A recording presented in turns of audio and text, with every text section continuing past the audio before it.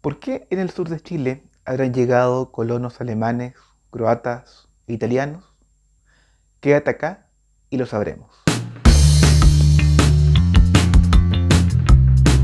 Hola, ¿qué tal? Bienvenidos a tu clase de historia. Mi nombre es Ángel y en esta oportunidad vamos a trabajar un tema relacionado con la historia de Chile durante el siglo XIX. Ya habíamos visto antes que en este tiempo nuestro país estuvo construyendo como Estado-nación y por supuesto un tema importante de analizar era el territorio nacional. Era la importancia de poder poblar cada rincón de Chile para dar ocupación efectiva de nuestro territorio. Es así como el gran problema que había en aquella época era cómo ocupar el actual sur de nuestro país. ¿Por qué? Porque tenemos que considerar que el territorio efectivamente ocupado solamente alcanzaba hasta Concepción. Todo el sur, digamos, Araucanía, hoy día, los lagos, los ríos y por supuesto Aysén y Magallanes, no estaba siendo poblado por nuestro país. Entonces, para estos gobiernos era fundamental que se desarrollara un plan de ocupación para dar control efectivo a nuestro territorio. Por tanto, en esta época ocurren dos tipos de ocupación. Una denominada territorialización, que significa ocupar territorios que están deshabitados, y también se dio un tipo de desterritorialización, que se refiere a la ocupación de lugares, pero que estos ya estaban ocupados por otros pueblos. Hasta ese momento, mediados del siglo XIX, no era tema el ocupar la zona sur y austral de Chile, por la simple razón porque de Concepción al sur estaba poblado por mapuches bélicos, en donde era muy complejo llegar a acuerdo con ellos, y más al sur la geografía era muy poco favorecedora, ya que la cantidad de islas e islotes que hay en la zona austral dificultaban también el tema de la conectividad. Por tanto, no era un plan efectivo, fácil para el gobierno poder ocupar aquellas dos zonas geográficas. Sin embargo, se llega a la conclusión que es fundamental para asentar las bases de un país totalmente independiente. Sin lugar a dudas, desarrollar este proyecto colonizador, entre comillas, o de ocupación de territorio, significaba el desarrollo de un plan muy bien hecho por parte del gobierno. Por tanto, no solamente había que desarrollar una acción militar, por tanto había una ocupación efectiva del territorio, sino que también había que establecer políticas públicas que fueran en ayuda de aquella población. Entonces no era solamente decir ocupamos el sur y listo, sino que tenían que desarrollarse campañas, estudios, eh, conflictos militares entre medio, y por tanto tenía que haber, como bien dije, un plan muy bien estructurado, organizado, para desarrollar este tipo de ocupación, sea territorialización o desterritorialización. Es un poco complicada la palabra, pero bien. Junto con toda esta labor militar que tenía que hacerse en la zona, también era importante fundar fuertes o fundar ciudades para ir poblando y por supuesto ir trayendo más gente a aquellos lugares que estaban recién habitados por chilenos. Por consiguiente, este fue un proceso largo, se hizo en etapas. Y así hoy día vamos a trabajar las tres etapas que significó poblar el sur de Chile. Por una parte está la ocupación de Chiloé, la ocupación de Magallanes y finalmente la ocupación de la zona de Yanquihue. En el caso de la ocupación de Chiloé, este era un territorio que estaba siendo el último bastión de los españoles acá en América. Todos estos españoles que, finalizado el conflicto de la independencia, quedaban en Chile, se replegaron todos hacia la isla grande de Chiloé. Por tanto, en el año 1826, el Estado chileno, soberano y ya independiente, llega a un acuerdo con estos españoles que estaban en aquella zona y firman el Tratado de Tantauco, en donde los españoles dejan finalmente nuestro territorio y pasa la isla de Chiloé a ser parte de nuestra soberanía. La segunda etapa fue la ocupación de Magallanes. Magallanes era un punto estratégico sumamente importante para el Estado porque en él se encontraba el estrecho de Magallanes, que era el único paso que había en el mundo que conectaba tanto el Océano Pacífico con el Océano Atlántico. Por tanto, no era solamente un tema político de trasfondo el de querer ocupar Magallanes, sino que también era un tema también económico. En esa época no existía el Canal de Panamá, entonces todos los barcos y todos aquellos buques que se dedicaban al comercio tenían que sí o sí pasar por el Estrecho de Magallanes para conectar entre los dos océanos.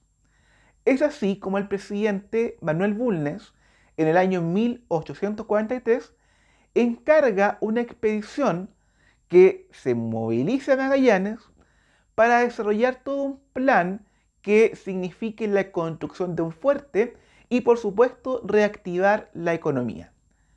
Es así como en el año 1849 se funda la ciudad de Punta Arenas. De hecho, acá hay una historia importante.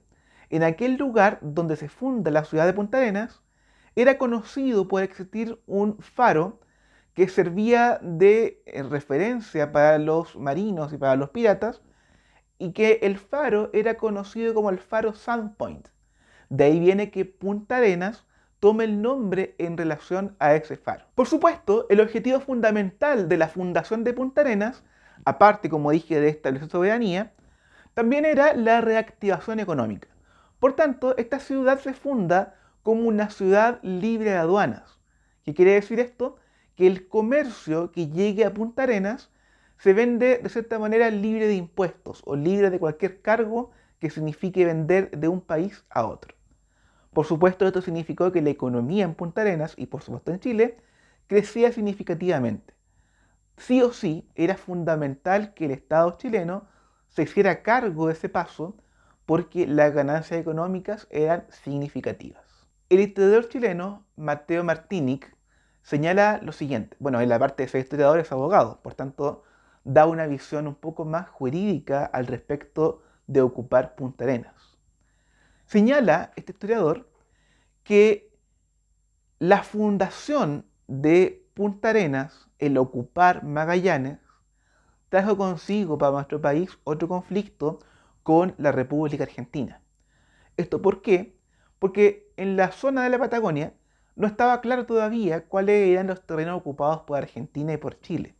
Entonces, un primer conflicto que hubo ahí fue establecer cuál era el límite real entre Chile y Argentina. Por supuesto, esto desencadena un tiempo más en que gran parte de la Patagonia, ¿cierto?, queda para Argentina debido a un acuerdo entre ambos países.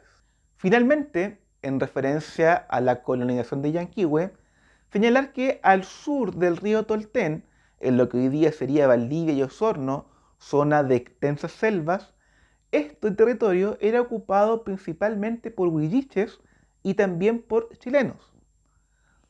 Esto lleva a la consecuencia en que habían territorios prácticamente inexplorables y que los pueblos indígenas que habían ahí no se consideraban chilenos.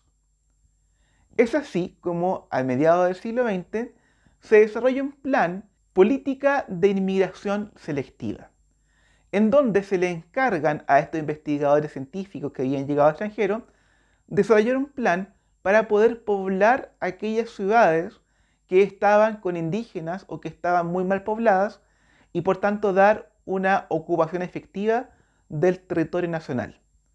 Es así como, por ejemplo, Vicente Pérez Rosales y Rodolfo Filippi señalan que una forma de desarrollar este tipo de ocupación es efectuar un plan de colonización, en donde trajeron a aquellos lugares colonos alemanes, italianos, croatas, entre otros.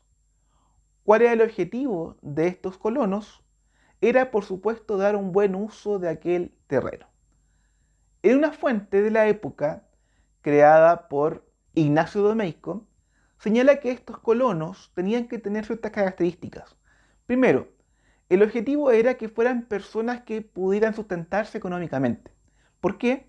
Porque tenían que desarrollar todo un plan de economía, un plan económico para reestructurar y sacarle provecho a aquella zona de nuestro país. Junto con eso, tenían que traer todas las técnicas de la Europa septentrional para impulsar un nuevo flujo económico en la zona y por tanto reactivar la economía de ese lugar. Y no solamente eso, sino que lo que llama la atención es lo siguiente.